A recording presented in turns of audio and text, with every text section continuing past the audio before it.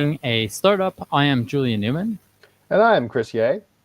And Chris, happy holidays, I guess. And New Year's is coming up. But how was your Christmas? It was good. So, it's funny. I read an article that I think said something very interesting about this period of time. And they described the week between Christmas and New Year's as feral week, as in feral hogs, in the sense that it's this period of time in the Western calendar where there are these two holidays. And most people, although many people in essential professions are still working, many people are not working. And so it's this period of time where there's no prescribed approach. And it's sort of a feral period where people just do whatever without necessarily believing there's consequences or responsibilities. Now, sadly, that's not the way my life works. But nonetheless, I thought it was an interesting metaphor. It is a real thing. Like when I had a job many years ago, I would always, my family doesn't celebrate Christmas. So or barely. So I would always just skip, and I would travel for 2 weeks because of what you're saying. Now that I lead teams, I do intensive offsites during this period of time. So to ensure that we get the like the customers, the rest of the world is asleep, and it's like a perfect time to Right. actually get a lot done internally. One of the funny things that I would do back when I was working at D.E. Shaw and Company is I would, well, this only happened for 1 year because then after that, Alicia and I were together and I was bound by more traditional calendar notions. But the 1 year, what I did is I didn't go home for Christmas. I was in Boston, or Cambridge, Massachusetts, rather, and my family was living in Los Angeles. I stayed on the job until the first week of January, and then I took 2 weeks off. And this had the added advantage for D.E. Shaw and Company of having someone in the office during that time, and for me of being able to go into the office with nobody around and nobody to interrupt my work. And I actually lived just 2 blocks from the office, so it wasn't even an imposition to go into the office every day. In fact, I would probably go into the office even on my off days because it was just a more fun place to be. A fine apartment, but the office had T1 internet access. And free coffee, hopefully. Well, I wasn't drinking coffee at that point, but we certainly had a lot of food hanging around in the office, so certainly that was also there. Okay, so our topic today is actually something I wrote a newsletter. I don't know what a newsletter is on LinkedIn, but a newsletter post about Yes, it on is called a LinkedIn. newsletter. Yeah, I'm not sure exactly what makes it different from other posts, but other than that, you can write them longer. I believe you can write them longer. I think it's also the case that people get emailed about them if they subscribe. So to everyone who is subscribed to my newsletter, you got this. And to everybody who's not subscribed to my newsletter, it's linkedin.com. I think it's /in for some reason, /Julien Newman. So, but And so, don't so forget that Julian is spelled Julien. Many EN, people yeah. mistake it and spell it with the more common AN, but it is EN in your I case. used to spell it, I think when we met, Chris, I used to spell it with an AN. So what changed? Because that also explains why I was like, I can't believe I spelled Julian's name wrong. I don't know what happened. So obviously, apparently, it was not the case. Yeah. You simply made a quiet change in the background. What happened? Well, so couple things. So the first is this is Julien is how my name is actually spelled. That You is know, the legal spelling. That is the actual spelling. and then the impetus for changing it is I no longer had my business email and I wanted to buy my domain, my at juliennewman.com domain, and with AN it wasn't available. So that was the actual reason I did it. But originally when I moved, so like in Quebec, in Montreal, where I grew up, this is like my name is kind of like a normal spelling because people Right. speak French. And when I moved to the United States, it created somewhat like some friction where, like people's assistants, for example, would think, like they'd read it quickly and they think like my name was Julie, because they just weren't used to seeing it that way. Right.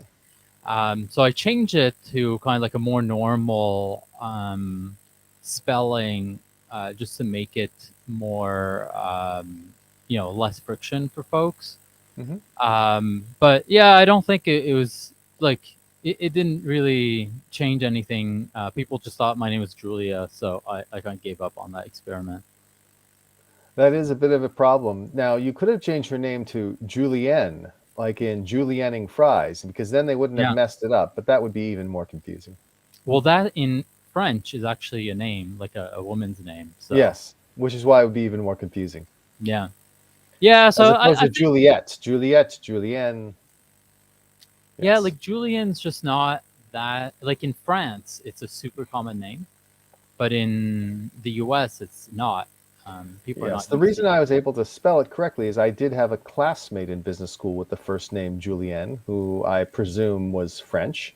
And so that's why I knew that that was an established spelling. And again, I was puzzled, like, oh, I didn't realize. How did I miss that? So I'm glad to hear that it was not my carelessness, and I can Yeah, feel less guilty, although I must admit I did not feel much guilt. there's no need to ever feel much guilt. Okay, so teamwork, and I guess a part of this is people always, always, always talk about teamwork. So when you're talking about startup Hmm. hiring, like you're told probably that teamwork, like hiring people who are good at working on teams, is the number one most important thing. Um, Yet I don't think anybody agrees on what teamwork means. Like Hmm. I think people agree on what the output is, meaning it's kind of like capable of collaborating with others on projects, competently and easily, and quickly.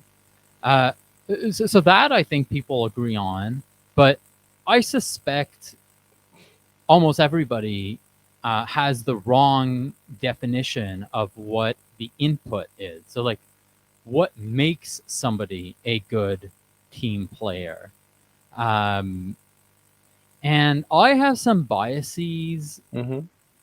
about this that are really driven by my, let's say, personal experience, working in a political context, Hmm. Hmm. and doing sports. Um, and but yeah, I guess what would you say makes, or what are some thoughts that you have on what are the inputs? Like what does it actually look like? Like what are you doing that's so Right. unnatural that that makes you a great team player? Which, in my opinion, I've almost never met anybody who's so Jeremy, who worked with us, is a great team player. I've almost never met anybody who's his level of good. And so it's kind of like, what are the characteristics, and then why does nobody have them? Certainly. So let's talk about it in the context first of teamwork itself, and then let's explore the sports metaphor, because I think the sports metaphor is very instructive. So when it comes to teamwork itself, the key is that you are looking at optimizing the output. And that is the short-term output and the long-term output. The short-term output in terms of delivering on deliverables, and the long-term output in terms of building a cohesive team that can then deliver more deliverables of various kinds in the future, as opposed to only be able to do one specific thing. And the reason why this is so challenging for people is because the optimization function that you use when you're an individual contributor is totally different than the optimization function you use when you're a member of a team. And this is why oftentimes teamwork is the most challenging for brilliant individual contributors, because to the brilliant individual contributor, trying to optimize for the team means doing things like not doing the things that you're necessarily going to excel at, or allowing other people to do things in an inferior way to the way that you would do them. And that is hard for a great individual contributor to accept, because it goes against every single one of their instincts. And yet that is what is generally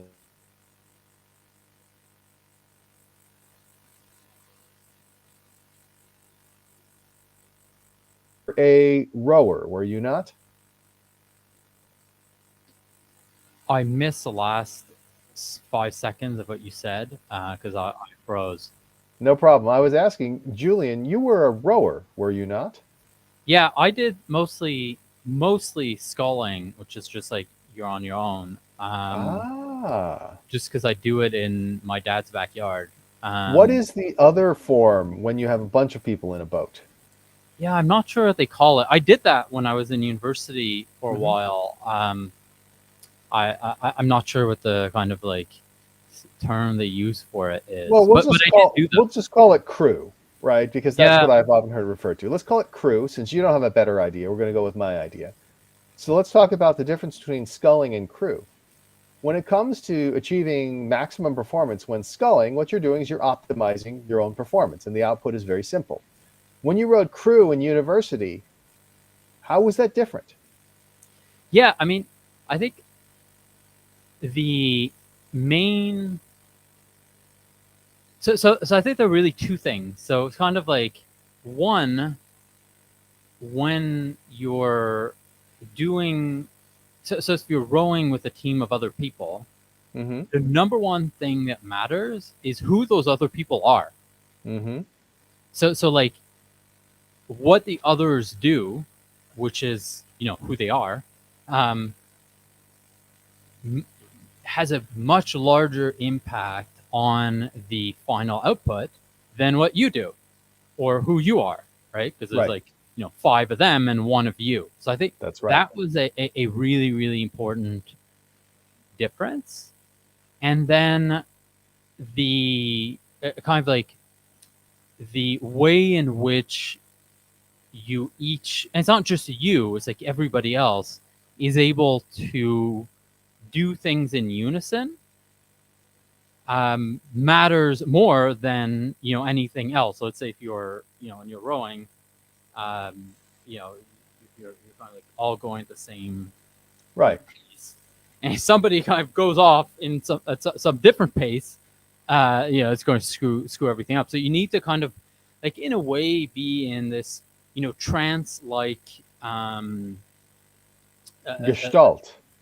Yeah, exactly. Like you're kind of like connected to the others in a manner that is kind of like more than explicit, and your capacity to kind of like become part of this whole, so kind of like subserviate yourself to the whole, is super important.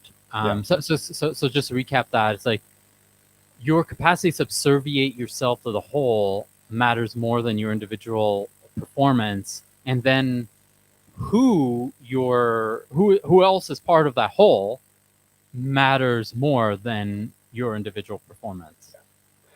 Now let's turn our attention to a couple of other sports, because I think that is an extreme example, right? Like synchronized swimming or something like that, where you need to almost completely subordinate your choices to the choices of the team. And that's not necessarily how most teams work in sports, and not how teams work in the non-sports world. In the sports world, people often say, well, you have to look and understand which of the major sports you're playing. And that's generally a distinction between baseball, football, and basketball, though for the sake of Canadian listeners, we can substitute hockey for basketball.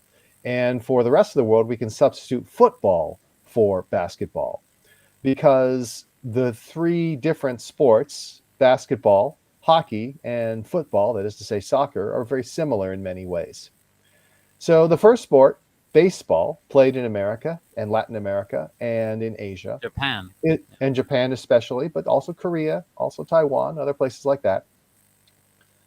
Baseball is a team sport, but the performance is individual. At any given time, a pitcher is throwing the ball to a catcher, and a batter is trying to hit the ball. And then there are teammates in the field who are trying to field the ball and make outs, if you will. And so, especially on the batting side, the interaction with your teammates is somewhat limited, right? It's you in the box by yourself. It matters which teammates got on base before you. It matters which teammate is waiting in the on deck circle, because if you have somebody like the great Shohei Ohtani sitting in the on deck circle, they're not going to want to walk you because they think the chances are that he's going to hit a home run and score your run. So as a result, you will receive different treatment depending on the teammates. However, it's largely a solitary thing. And so in baseball, it's the most plug and play of sports, where you can have a trade for someone in the middle of the season. And especially if it just comes down to batting, it doesn't make that big a difference. However, team chemistry is still important. Having players who like each other, who encourage each other, who enjoy being around each other, that has an important impact on the performance of the team. Because if the people like hanging out with each other, they're more likely to get to the ballpark early, they're more likely to do their various practices, they're going to support each other, they're going to be able to have better psychology when it comes to performance. And so the team is still important, but the individual performance is something where the team doesn't help as much. My, What, my Mhm. what jumps into my mind when you describe this is this feels, and maybe you disagree, but this feels to me very much like the relationship between founders and their investors, and less like the relationship between, let's say, the internal with your internal team as an entrepreneur. I don't know if that seems So if that's I wouldn't, that's not the way I would describe it. I would describe it even differently than that for founders and investors. Founders are the players on the field, the investors are general management or right. ownership. So it's a little different because the investors are not actually contributing to doing real work, as we all know. What I was going to say instead is that it's very similar to certain types of organizations like a real estate brokerage. With a real estate brokerage, each individual broker has their own listings. Each individual broker is responsible for their own performance, but they can encourage each other. They can help each other out on the margins, and the chemistry still matters to a certain extent. But the basic act of performance is you're alone and out in the field. So that's true for, say, a wealth management team at a major investment bank and a variety of other kinds of things like that. However, that is the exception, not the majority. Now, next up, we have the American football team.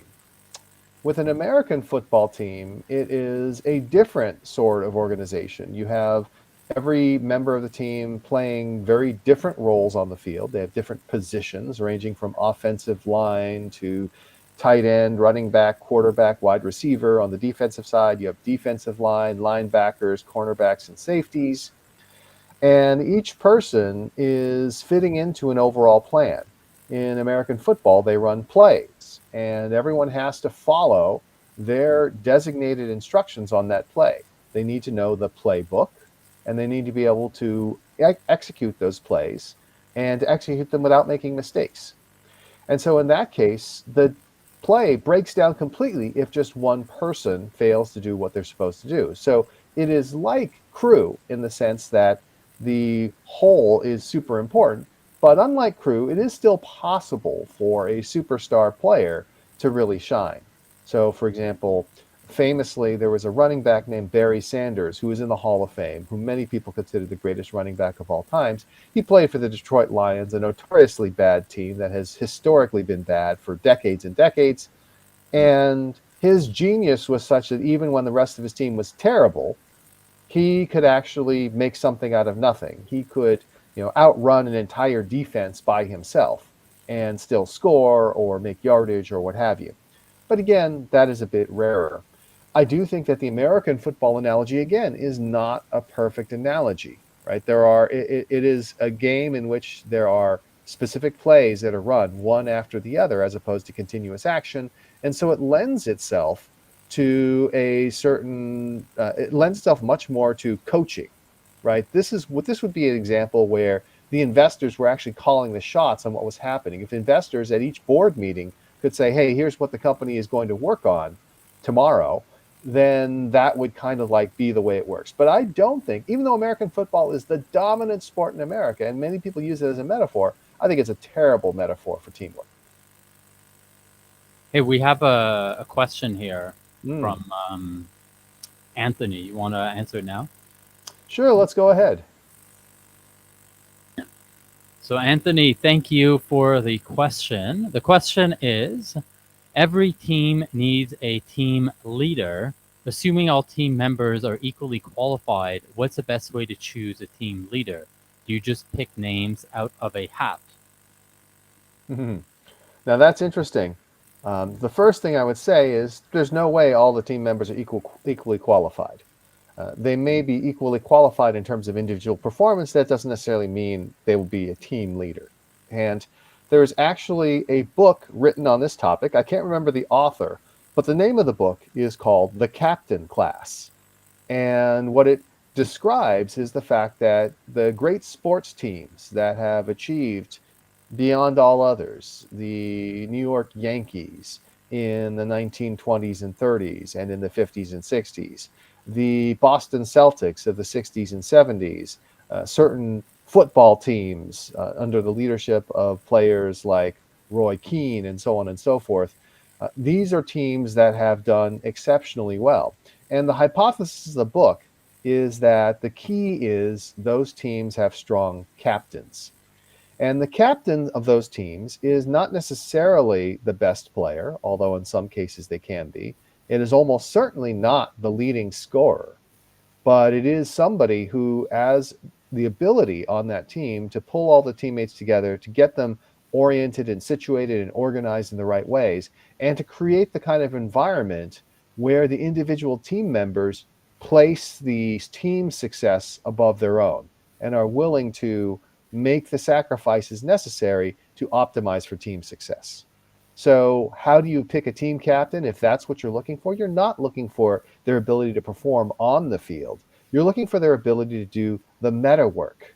And this is the second broad principle I want to introduce now at this point. Obviously, there is the work itself, the things that you and your teammates do in order to produce the output.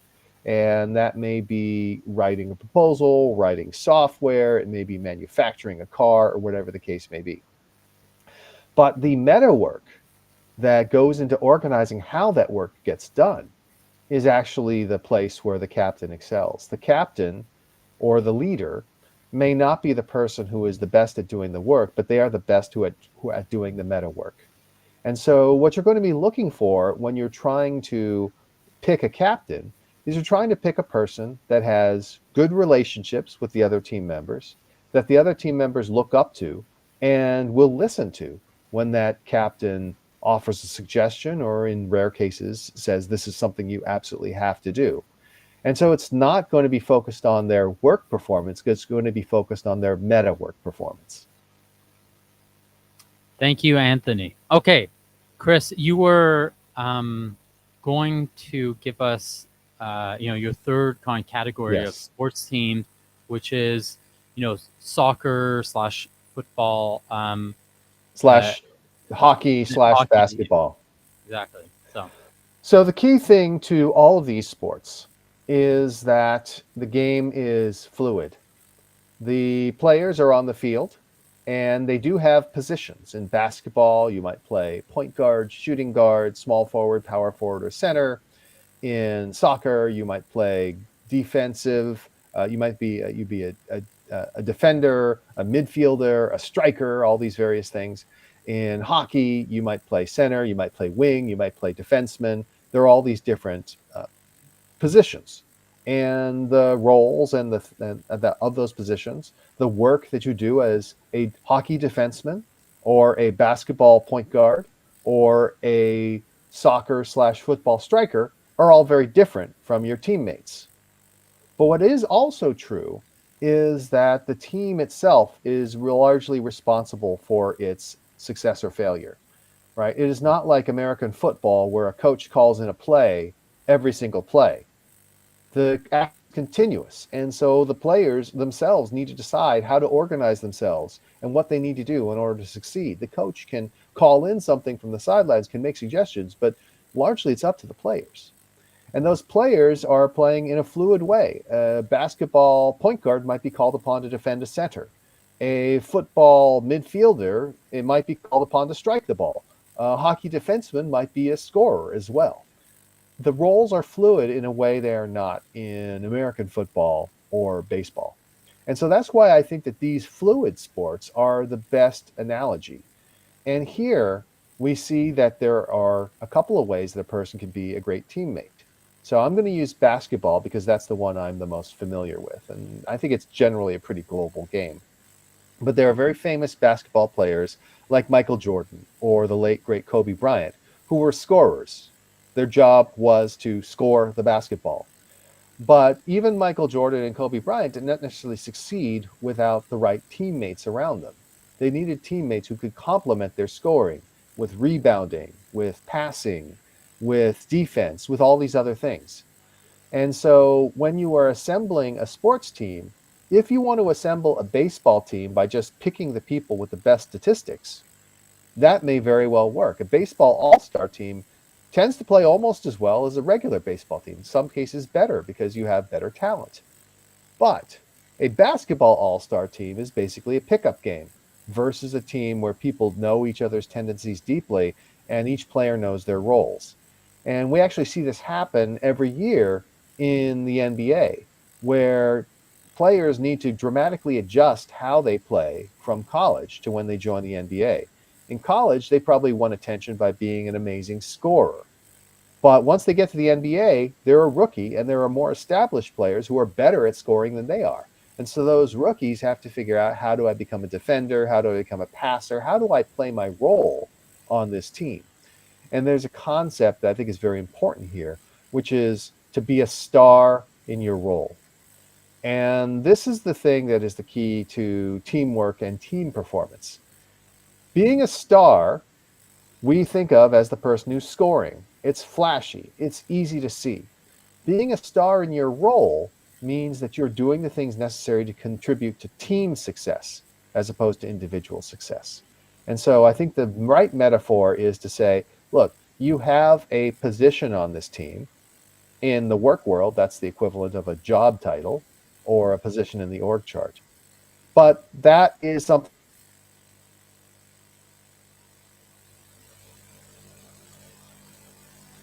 For a point guard, that means, in addition to dribbling and passing the ball, you might sometimes be called upon to shoot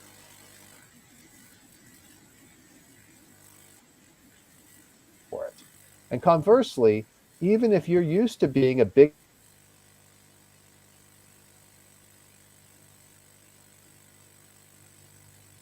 role is, and you need to focus on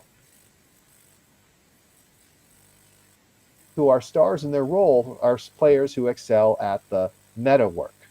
They're players who excel at understanding and grasping how they can contribute to team success and focusing their attention there. Yeah, it's interesting. Like when I'm thinking back to, like, I guess teams that I was a team member of, like not a leader of. So, the team that was on for the longest was, in this political party that I worked for, and maybe the purest, I guess, moment of that was when I worked on the leadership campaigns, essentially the primary, before one of the candidates who ended up winning, who you've met, Chris. And so when we started, it was essentially just me and him. And, over time we grew, and added folks. But my role changed all the time, right? So at first it's kind of like, well, we need somebody to help with fundraising. Now you have to do fundraising. And then it's like, well, now we need to do media relations, and we have to figure out how to get journalists to cover us. And that was me. And then we were trying to recruit a lot of members, and we were really strong in the province of Quebec. So we It's like we did this tour throughout Quebec, so I had to organize a tour, and it's just like all these disparate roles, I guess, that I needed to jump into and perform at, even though I mean I didn't know anything and probably still don't know anything about media relations. But I was pretty good at doing it at the time. I wouldn't say that I wouldn't hire myself to do that, but I think I did a good job. It was a fluid Raw time. situation. You did a better job than the other people who were available would have done. Yeah. Now, one of the things I would say is, one of the teams that I am a fan of because of my childhood is the Los Angeles Dodgers. The Dodgers won a championship in 2020, but they have consistently been the most successful team in terms of regular season performance over the past decade plus.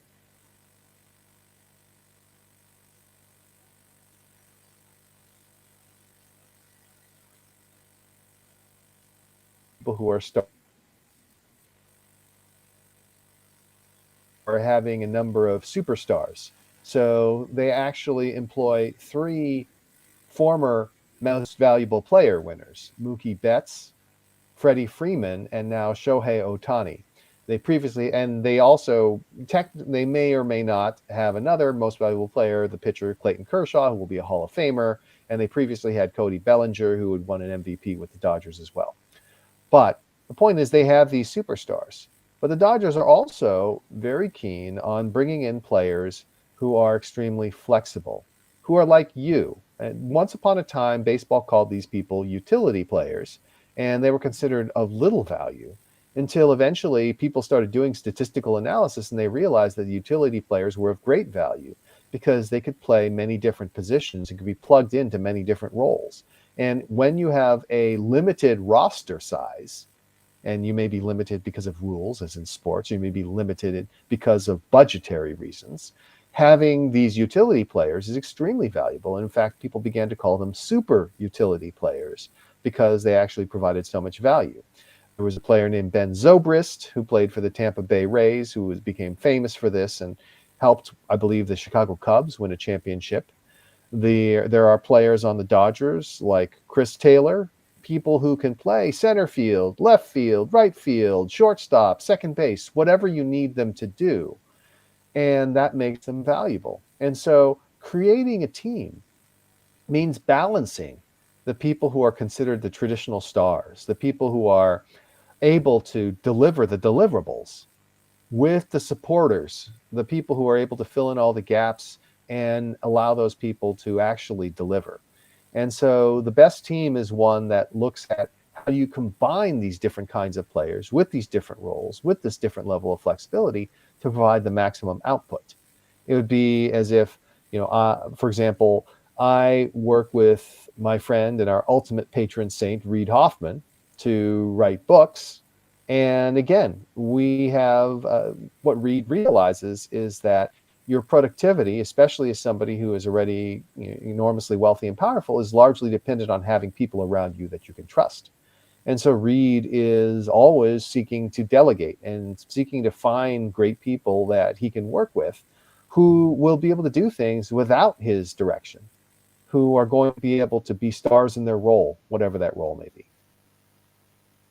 So I think there's a sense of, just to bring it back to startups, of kind of like ownership of roles, or just doing whatever needs to be done and being really happy about doing that thing that needs to be done. Yeah. Regardless of whether you want to do that role. Like maybe you're a software developer and then now you have to do sales. And it's like, is that okay for you? And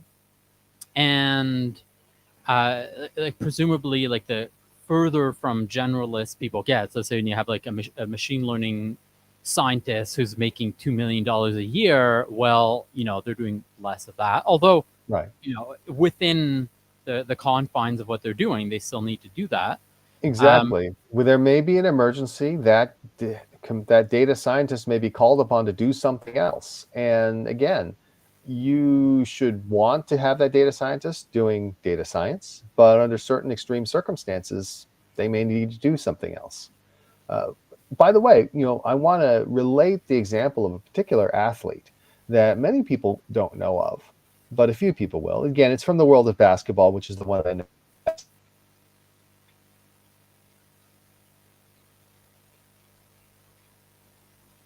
Julien, if you've ever even heard of Udonis Haslem. No, I've heard of no basketball players. So. Haslem in brief. Udonis Haslem was a star at the University of Florida. He played on a Final Four team, and he was their big scorer. He would get the ball in the post and he would score. He was a big guy. And sometimes he was known as the underboss, I believe, because he was largely ground bound. He wasn't like a high flying dunking kind of guy. He was the kind of guy who would get the ball, go to work in the post, make a couple of moves, and score. And he was ultimately drafted into the NBA by the Miami Heat, which, of course, are close to. He was a Florida guy, went to University of Florida, so it was kind of hometown, although, of course, University of Florida is in Gainesville, which is not exactly Miami. He joined the Miami Heat not as a top pick, but as a second-round pick, and that's because the NBA considered him undersized and fat, and we're like, this guy is not going to be able to do in the NBA what he did in college. And Udonis Haslem got to the Miami Heat and worked like crazy. And he lost 40 or 50 pounds. He reshaped his body and became a key player for many years on their championship teams. Because as you may remember, the Miami Heat won championships, 3 different championships, one in 2006, and then championships in 2012 and 2013 as well. And Udonis Haslem was on the team for all of those championships. And Udonis Haslem just recently retired after playing, I believe, 21 seasons in the NBA. And what's interesting is Udonis Haslem shows the power of teamwork. So he was someone who had become a star doing one thing and then completely abandoned that thing in order to become a star in his role in a different way. He changed his body. He changed his game. He became a part of a winning team.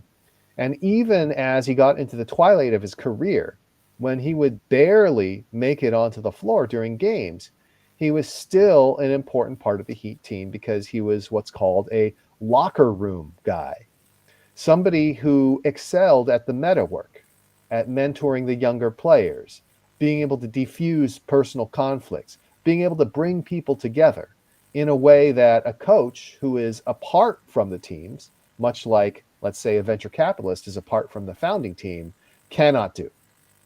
And so having that kind of player coach, having that locker room guy may allow you to continue to provide value, even if you're doing almost zero on the deliverables, even if you're scoring very few points and seeing very little time on the floor. And I think Udonis Haslem is a great example of being a star in your role to an extent that kept him in the NBA for 21 years, earning him far more money than most of the people who graduated from college with him, who could not make the kinds of adjustments that he did. Okay, so why does everybody suck at this? Because it's unnatural. Because everything that we've done in school is about our ability to deliver deliverables, not our ability to do the meta work. And so we never get practice. Listen, I will tell you, I, once upon a time, was a terrible teammate. I was the absolute kind of teammate that every stereotype has. The person who is an outstanding, transcendent individual contributor who just wants everybody else to get out of the way and not mess things up. And that was my attitude towards work for most of my early life as I was going through school and going through high school and so on and so forth. It was just, listen, I'm like 10 times smarter than all of you. Just get out of the way.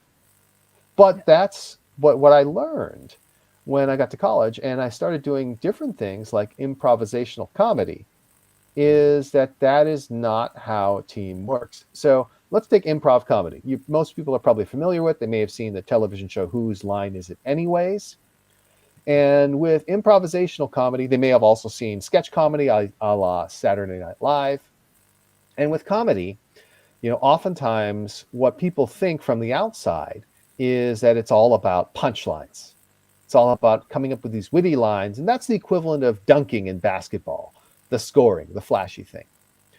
But it turns out that in improv, what you're really doing is not trying to sit back and think of the best possible punchlines. To some extent, you do still do that because it's cool to deliver a great punchline.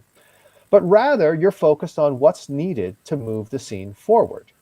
And so when you are playing a scene with a number of different performers, you can just focus on trying to come up with the best possible punchline. But if every person in the scene does that, it's going to be disjointed and it's going to be terrible. At least some of the members have to think to themselves, what do I do to move the scene forward? And sometimes that might be just asking a question, what do you mean? Or, yes, let's do that. Right. And the whole principle of improv is what's known as yes and. This is something other people may have heard about. The whole point of saying yes is that you are constantly focusing on supporting the people around you, supporting the things that they're trying to do. And in improv, you support that. You don't what we call block, which would be to say no. Somebody might say, well, should we do this? And if you say no, that's blocking. If you say yes, absolutely, and we should also do this, you're yes anding. And so improv comedy is what taught me the value of teamwork and being able to be a star in your role, which might sometimes mean just playing a background character. If they need someone to be a piece of furniture, or they need someone to be a bystander, or to point, or just to do something very subtle in order for someone else to score. Because again, you rise and fall as a team. So here's something I believe. I believe I was in high school a really, really bad team member. So when I would participate in like group projects, my attitude was exactly what you described, which is you're all idiots, okay? And go and do your parts, and I'll do my part, and then we'll put it together and we'll submit it. And if I just had had the time to do all this, our grade would be 100%. Unfortunately, it'll be diluted by you, but whatever, let's just get through this. That was my attitude. And then I also believe that the listeners may not know this. Like I spent 1 year in university and then I went directly to working. And when I was working, I was actually an amazing team player. And my belief, or I think I was an amazing team player. Maybe people disagreed. I'm pretty sure people agree that I was a bad team player in high school. But I guess what I feel to be true is that I was able to immediately become really good at being on a team because I just respected the other people that I was with and I wanted to channel them. Like I wanted to be like them. I wanted, Yes. as you say, to say yes to the things that they said. So it's not, so let's say that the people that I, like in retrospect, the people I went to school with in Elmer, Quebec, in like a suburb in Canada, I know what they're, what they become now, 15, 20 years later, and that's nothing, right? There was no reason for me to collaborate with any of these people. Like objectively looking back, I should have been like, I should have collaborated less with them. While when I got into the professional world, I had an exciting job working with people at the top of that field, at least. Um, it was different. Like obviously, I should be collaborative and listening to them and caring about what they want because they're just so awesome. And like how like what does that mean? Like what is this factor of just like awesomeness of other team members? Yeah, I think that, again, this is something where it is easier to learn from someone that you admire and you think is better than you. And we see this happen all the time in the world of sports. LeBron James, many people consider to be the greatest basketball player of all times. I think that's debatable, but he's clearly great. And he has won championships with the Miami Heat, with the Cleveland Cavaliers, with the Los Angeles Lakers. And one of the things that has happened throughout his career is that he has helped elevate players, sometimes who were troubled and not actually that useful in the past, into valuable roles. So there is a basketball player named J.R. Smith who is famous for being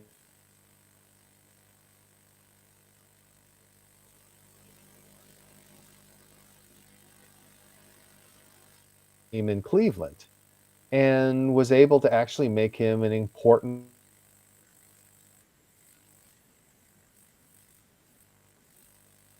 reasons why LeBron James is so valuable to a basketball team is that he is a queen on the chessboard.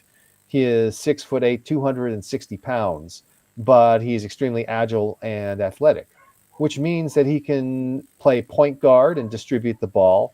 He can play center and defend the other team's largest player. He can play whatever role is required at any given time. And the way he is able to make these players so successful is he's able to carefully slice and dice their roles. And he basically figures out what a player is actually really good at and then fills in the rest around them so that that player is just focused on the thing that they're great at. And LeBron James and maybe some other teammates who are utility players figure out how to fill in around them. So that's the answer, right? If you have a great player and people look up to that player, that's one thing. If you have a great player who is willing to fill in the gaps and enable the players they work with to be their absolute best, that's even better.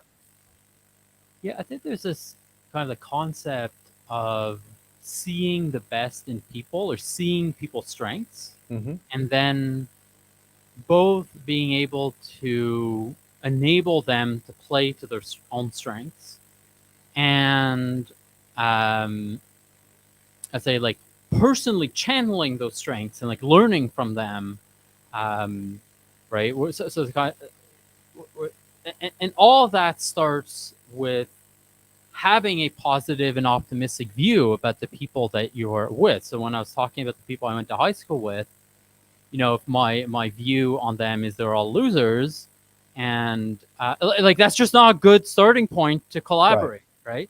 And And, by the way, let me emphasize, there's nuance here, right?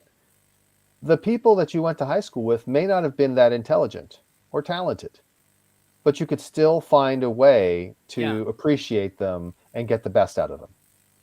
correct. So ideally, like kind of like a skill for teamwork is like your capacity to see the strengths of people, even when others wouldn't, right? And that's easier to do when it's blatantly obvious that those people have a lot of strengths. It's harder to do, but a skill worth developing when people have less obvious strengths, yet they do exist. Like the differences between individuals are actually, I mean, the outcomes are significant, but like say to a dog, they or animals, like they can't truly tell the difference. And so, to wrap it all up in terms of talking about teamwork, the key takeaways are this. The difference between being an individual contributor and being a great teammate are that a great teammate is focused on the output of the team, not their output as an individual. And what this means is that you need players who are good at the work, but who are also good at the meta work, who are good at organizing and figuring out how do we find the best elements of the members of the team and feature them. And how do we find a way to fill in around them with super utility players or with the LeBron James queen on a chessboard? And it is something where, yes, of course, you're always limited to the players you have on the team, and some of them may be more talented than others. But there is no reason with the meta work that you do that you cannot make that team more effective over time. And if you are great at meta work, you may even become like a Udonis Haslam, who is able to continue contributing to a team long after his ability to actually do the work is limited. Chris, this has been super interesting and insightful. Obviously, teamwork is, such an important part of startups. Like all the stuff we're talking about is just like so amplified in the earliest stages of startups. So like being ready to do any role, being able to kind of fill out the strengths of whatever team is there. Like people always talk about how great their startup teams are. They're never like you don't actually have A players in startups because you're not paying people $10 million a year. Like that's so you do need to work with the talent that you have, and so all these things are so important for early stage startups. So thank you for all this input. thank you to Anthony for the questions. We actually have another comment here from Anthony, who says, "This is such a great answer. Thank you, Chris." So I agree with Anthony. I'm glad to hear that. And everybody who's watching, please, like and subscribe, so that you see our live streams when they are live, and you can ask Chris your questions. We're on YouTube, if that's the best platform for you. So that's just youtube.com/@blitzscaling. We're also on podcasting platforms. The easiest way to find that is just blitzscaling.fm. We're also on Twitter, etc. So thank you, everybody who spent the last 45 minutes with us. Obviously, a lot of other things could be doing with your time, so we love that you're here. And Chris, see you next week. Yes, and to everyone, Happy New Year. See you in 2024. That is true. Oh my God, Chris, it's the last time we talk in 2023. Onwards. Let's let 2024 be the best year ever.